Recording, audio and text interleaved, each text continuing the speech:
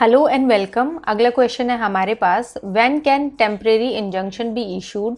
ये क्वेश्चन हमारे पास BGS 2000, 2006, UPCJ 1984, 2003, HJS 2000, 2006, 2007, RGS 1976, 2011 और DGS 2000 में पूछा गया है।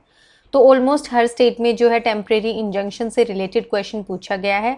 आंसर हम स्टार्ट करेंगे इंट्रोडक्शन से। इंट्रोडक्शन में आएगा कि जो टर्म इंजंक्शन है वो डिफाइंड नहीं है कोड में।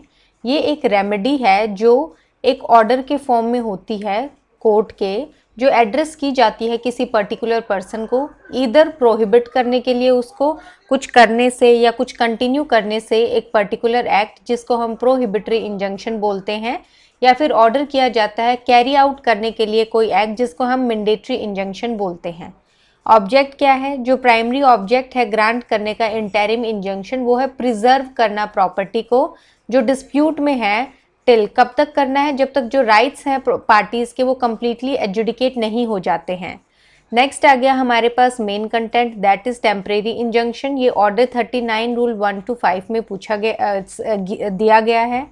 टेम्परेरी या फिर इंटरिम इंजंक्शन जो है वो रिस्ट्रेन करता है एक पार्टी को टेम्परेरीली कुछ from doing the specified act, कोई भी स्पेसिफाइड एक्ट करने से, और ग्रांट किया जा सकता है जब तक कि डिस्पोज ऑफ नहीं हो जाती है सूट या फिर फर्दर ऑर्डर्स जो हैं कोर्ट के।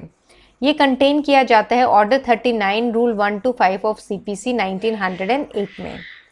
नेक्स्ट आ गया इसमें हमारे पास ग्राउंड्स क्या है टेम्परेरी इंजंक्शन के। जो प्लेंटिफ है या फिर जो डिफेंडेंट है, जैसा भी केस होगा, वो अप्लाई कर सकते हैं कोर्ट को ग्रांट करने के लिए टेम्परेरी इंजंक्शन फॉलोइंग ग्राउंड्स पे जो मेंशन किए गए हैं हमारे पास रूल 1 और जो 2 है ऑर्डर 39 का। पहला आ गया जहाँ पे प्रॉपर्टी जो डिस्प्यूट में है सूट की, वो उसको डेंजर है कि वो वेस्ट हो सकती है, डैमेज हो सकती है, या अलाइनेट की जा सकती है किसी भी पार्टी के द्वारा, या फिर रॉन्गफुली सोल्ड की जा सकती है एग्जीक्यूशन ऑफ डिक्री में। नेक्स्ट आ गया हमारे पास जहाँ पे डिफेंडेंट थ्रेटन करता है या इंटेंड करता है कि वो रिमूव कर देगा या डिस्पोज ऑफ कर देगा प्रॉपर्टी को डिफ्रॉड करने के लिए अपने क्रेडिटर्स को, रूल 1 क्लोज B में दिया गया है ये। तीसरा आ गया जहाँ पे डिफेंडेंट थ्रेटन करता है कि वो डिस्पोजेस कर देगा प्लेंटिफ को या अदरवाइज कोई इंजरी कॉज कर देगा प्लेंटिफ को प्रॉपर्टी के रिलेशन में जो डिस्प्यूट में है सूट के। ये आ गया हमारे पास रूल 1 क्लोज C। फिर आ गया जहाँ पर डिफेंडेंट जो है वो कमिट करने वाला है एक ब्रीच ऑफ कॉन्ट्रैक्ट या कोई और इंजरी किसी भी टाइप की। ये आ गया हमारे पास रूल 1 क्लोज D में। केस आ गया इसमें हमारे पास मनोहर लाल चोपड़ा वर्सेस सेठ हीरा लाल 1962 सुप्रीम कोर्ट। इसमें हेल्ड किया गया है जहाँ पे कोर्ट जो है इस ओपिनियन का है कि जो इंटरेस्ट ऑफ जस्टिस रिक्वायर करता है उसके पास इनहेरेंट पावर है ग्रांट करने की इंजंक्शन सेक्शन 151 के अंदर, इवन उन ग्राउंड्स पे जो मेंशन नहीं किए गए हैं ऑर्डर 39 रूल 1 क्लोज 2 में। तो यहाँ पे ऑर्डर 39 रूल 1 and 2 जो है वो एग्जॉस्टिव नहीं है। कोर्ट के पास इनहेरेंट पावर भी है जिन ग्राउंड्स पे वो जो है ग्रांट कर सकते हैं टेम्परेरी इंजंक्शन। नेक्स्ट आ गया इसमें हमारे पास कौन कौन से प्रिंसिपल्स जो हैं गवर्न करते हैं इंजंक्शन को। जो ग्रांट है इंजंक्शन का वो एक डिस्क्रिशनरी रेमेडी है। कोर्ट के पास वाइड डिस्क्रिशन है ग्रांट करने के लिए या रिफ्यूज करने के लिए टेम्परेरी इंजंक्शन, और ये जो डिस्क्रिशन है ये एक्सरसाइज किया जा सकता है जुडिशली या फिर साउंड लीगल प्रिंसिपल्स पे।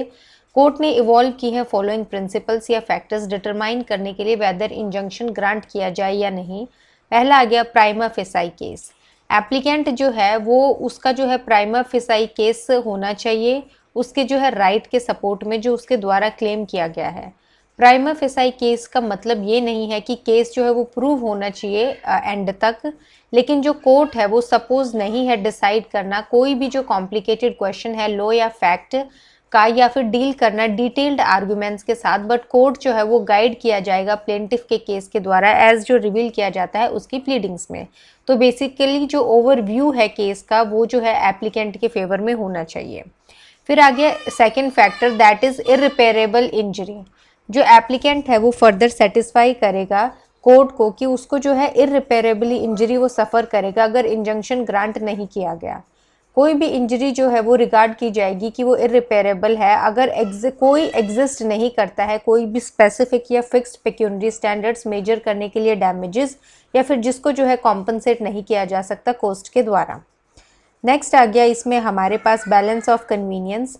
जो थर्ड फैक्टर कंसिडर किया जाएगा वो है ग्रांट करना injunction, that is balance of convenience, जो कि एप्लीकेंट के फेवर में होगा। जो कोर्ट है वो कंपेयर करेगा हार्डशिप जो कोज की जा सकती है एप्लीकेंट को अगर इंजंक्शन रिफ्यूज़ कर दिया जाता है, या और हार्डशिप जो कॉज की जाएगी दूसरी पार्टी को अगर सेम जो है वो ग्रांट कर दिया गया।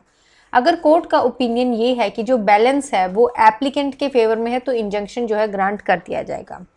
कंक्लूजन में आ गया हमारे पास एक case low, that is Gujarat bolting corporation limited versus Coca Cola corporation 1995 supreme court. ये जो है काफ़ी ज़्यादा इंपॉर्टेंट केस है। अगर आपको केस लॉ नहीं लिखना है आप बीच में भी लिख सकते हैं केस लॉ, लेकिन अगर आपको याद नहीं रहता है तो आप कंक्लूजन में क्या हेल्ड हुआ है सिर्फ वो भी लिख सकते हैं। तो सुप्रीम कोर्ट जो है उसने हेल्ड किया है कि सिंस इंजंक्शन जो है वो एक इक्विटेबल रेमेडी है, एप्लीकेंट को सेटिस्फाई करना है कोर्ट को कि उसने जो है गुड फेथ में एक्ट किया है ड्यू केयर एंड कॉशन के साथ, और वो जो है फॉल्ट पे नहीं था। कोर्ट जो है उसको अकाउंट में लेना है जो कंडक्ट है पार्टी का जो अप्रोच कर रही है कोर्ट को। इंजंक्शन जो है एक इक्विटेबल रेमेडी है, ये क्लेम नहीं की जा सकती है as a matter of right. तो ये हमारे पास आप यहाँ से यहाँ तक भी लिख सकते हैं कंक्लूजन बिना जो है केस लो मेंशन किए, या फिर आपको कोई और केस लो नहीं याद रहता है तो आप फुली फ्लैट जो केस लो है वो आप क्वेश्चन के बीच में भी जो है मेंशन कर सकते हैं। अब इस क्वेश्चन में 2-3 बातें ध्यान रखने वाली हैं। पहला यही कि हमने 10-15 मार्कर के हिसाब से किया है। अगर ये 20 मार्क्स में भी आता है तो आपको जो है सेम लेंथ का आंसर लिखना है। दूसरा ये कि अगर ये 5 मार्क्स में आता है तो 5 मार्क्स में जो है बेसिकली प्रिंसिपल्स आते हैं कि किन प्रिंसिपल्स के बेसिस पे गवर्न किया जाता है। तो उसमें आपको prima facie case, irreparable injury और बैलेंस ऑफ कन्वीनियंस, ये 3 जो है चीज़ें एक्सप्लेन करनी है। हो सके तो आप थोड़ा सा इंट्रो लिख दें और उसके बाद तीनों चीज़ एक्सप्लेन कर दें। आप कंक्लूजन जो है कम्प्लीटली अवॉइड कर सकते हैं 5 मार्क्स के क्वेश्चन में। फिर आ गया हमारे पास केस लॉज। केस लॉ जो है मेंशन करने की ज़रूरत नहीं है 5 मार्क्स में, या आप कर सकते हैं, लेकिन हाँ ये होता है केस लॉ का अगर आप हाईलाइट करके केस लॉ मेंशन करते हैं तो उसमें आपका 0.5 मार्क्स जो है वो बढ़ सकता है 5 मार्कर में। लेकिन अगर सेम चीज़ 10 मार्क्स में होती है तो आपका 1 to 2 मार्क्स जो है वो इंक्रीज़ हो जाएगा केस लॉ मेंशन करने से। तो बाकी जो है हमने इस क्वेश्चन में सब कुछ इंक्लूड कर लिया है। Thank you.